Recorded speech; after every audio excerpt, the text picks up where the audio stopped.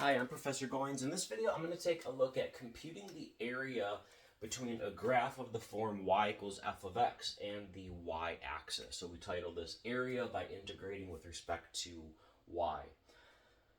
Okay, so here's what we do. I'm going to take this region and I'm going to decompose it into a Riemann sum, meaning I'm going to approximate it with rectangles. Now, what I'm going to do is I'm going to take each of these rectangles of an equal height here, so I'm going to call that delta y. So again, each one of these has the same height or width, however you want to look at it. And the area, so this exact area, we approximate it by rectangles, and I've got the area is approximately equal to the sum of the area of each rectangle. Okay, so now let's look at the rectangles that we have. Rectangles would be length times width, of course, so therefore this is the sum of the length and the width of each one of those, and let's look at what the length and the width would be. The length, well, we could say the length is the distance from the y-axis to a point on the graph, whether it's a right or a left Riemann sum. So therefore, that's the distance from the y-axis to a point on the graph, y-axis to a point on the graph. And then so that'd be the length. The width, we'll say, is, kind of what we're looking at as the height here, but the other dimension, we'll say, is delta y.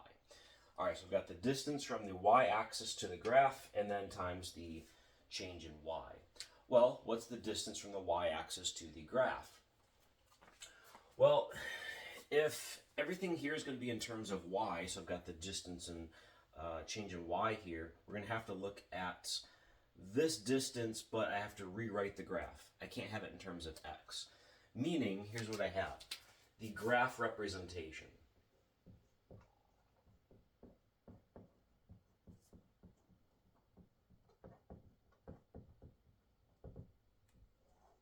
Well, currently I have it written in the form y equals f of x.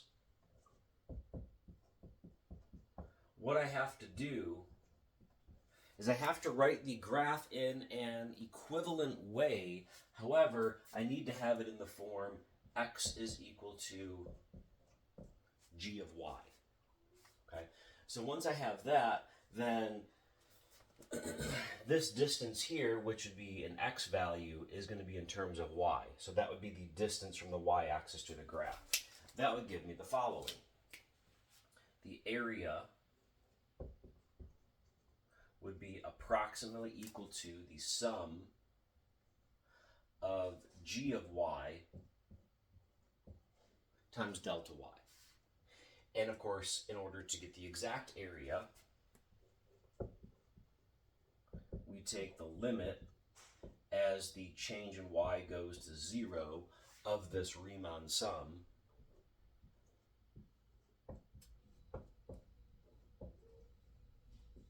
which of course, the limit of a Riemann sum is where we get a definite integral, and this would give me the integral from c to d of g of y dy, where again, g of y is the representation of this graph where we have x in terms of y. And I'll show you how to do that here with numerous examples.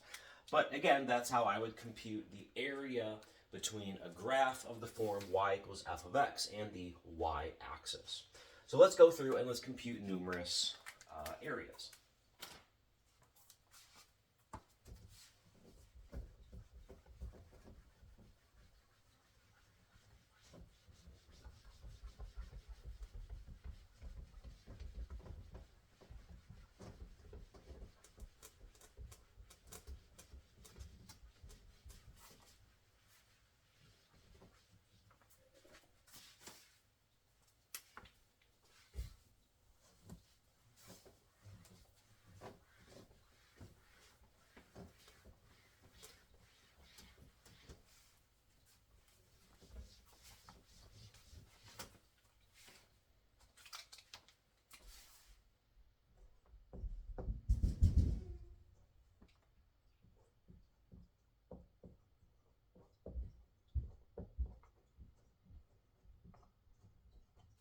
Okay, let's compute the area of the following region.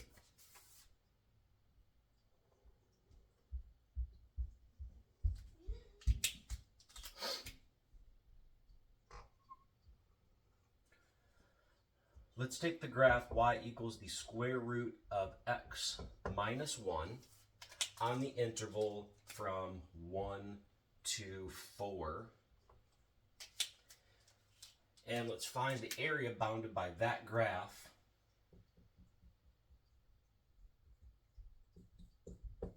and the y-axis. So let's see how that's done. So solution.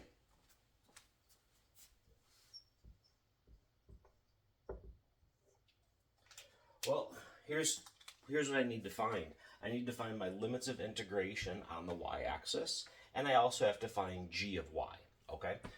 First and foremost, I can find the limits of integration on the y-axis by computing function values, because notice that this point here, again, it's going to be from here to here on the y-axis. This point here is, well, it's the y value corresponding to this x value. So, of course, if I plug in y equal to 1, so if I evaluate y when x is 1, that would give you the square root of 1 minus 1, square root of 0, which of course is 0. The limit of integration here, the upper limit of integration, would be the y coordinate corresponding to this point on the graph, which means the y coordinate when x is 4. That would give you y of 4, which is the square root of 4 minus 1, which would be the square root of 3. Okay. All right, so my y limits of integration would be from 0 to the square root of 3. Okay. So then, how do I find the g of y? Well, here's what we do. I have to look at the following. Let's look at the graph represented as y equal to f of x, which in this case, y is equal to the square root of x minus 1, right? That's the original graph that we were given. Y is the square root of x minus 1, and this has the form y equal to f of x. Well, what I have to do is I have to convert this to the following form. I have to convert that graph so that it has the form x is equal to g of y. But it has to be the same graph. In other words, this function here has to have the same solution set as this one. So what I could do is notice for this equation, if I solve this for x, if I square both sides and then add 1, that gives me x is equal to y squared plus 1. So this equation and this equation have the same solution set, therefore they have the same graph, and this one has the form x is a function of y, this one has the form y is a function of x. So therefore this right here, y squared plus 1, this is g of y in this case. Okay, so that's how we find our g of y's. I just have to rewrite the equation of the graph so that I have x in terms of y. Okay, so now let's go ahead and let's compute the area. We have our c, we have our d, we have our limits of integration, we have our integrand.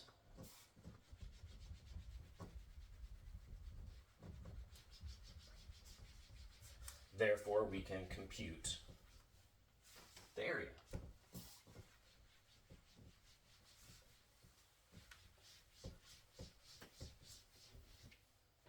Okay.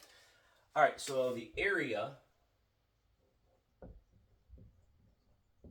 would be the integral from 0 to the square root of 3 of g of y, which is y squared plus 1, dy. And of course, this is a quadratic, so straightforward to integrate. I get y to the third over 3 plus y, evaluated from, just for emphasis, y equals 0 to y equals the square root of 3. Okay, we're as students, you're probably more familiar with plugging in x values or thinking of this as x values, but again, it's a dummy variable, so we could really write any letter we want. But again, just to emphasize that we're integrating in the y direction, I'll emphasize it with saying y is 0 to y is root 3. So I plug those values in, and that would give me the square, square root of 3 cubed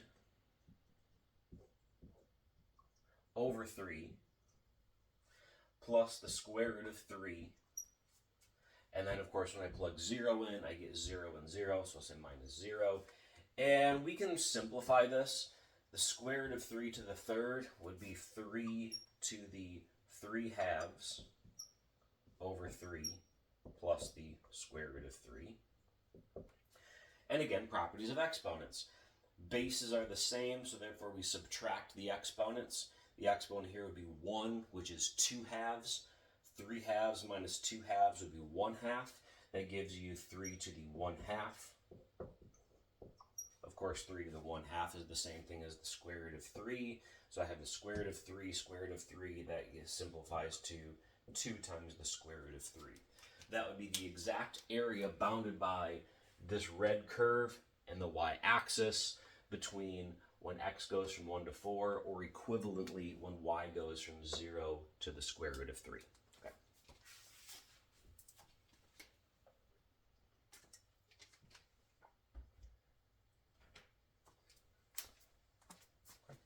Let's do another example.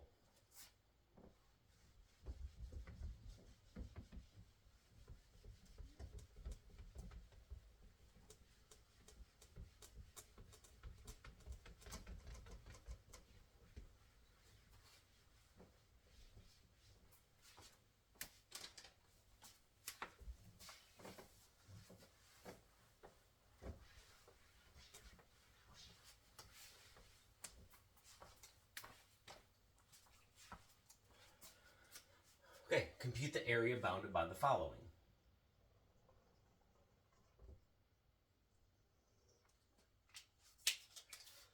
Let's take a very similar looking graph.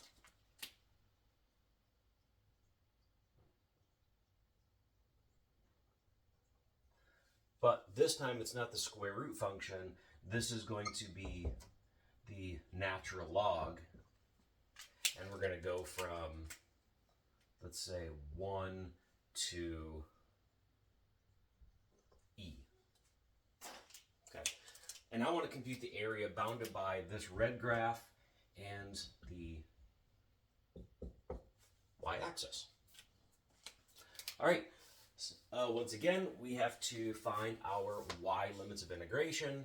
Y limits of integration correspond to the y coordinates corresponding to the point on the graph at this point and at this point. And of course, the y coordinate is found by computing function values. Y of 1 is the natural log of 1, and the natural log of 1 is 0. Y of e would be the natural log of e, which is 1. So therefore, my y limits of integration go from 0 to 1. So that's my c and my d value in this case. All right, so how do I find the g of y? Well, again, we have the graph written in two different forms. Y is equal to f of x, meaning I have y is equal to the natural log. And I have to write that in that equation in an equivalent way. However, I need to have x in terms of y. So x is a function of y. So this is equivalent to an equation of the form x is equal to g of y. And what I do is I take this equation and I solve it for x. Remember that the inverse function of the natural log is the natural exponential, and therefore y equals log x is equivalent to x is equal to e to the y. So therefore, g of y in this case is e to the y. Okay. All right, then this gives me the following. Let's go up here since I've already got this sort of template filled in.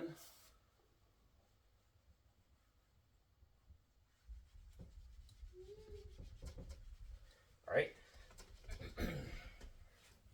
So let's go ahead and compute the area using y equals 0. Y goes from 0 to 1, and my integrand in this case is e to the y.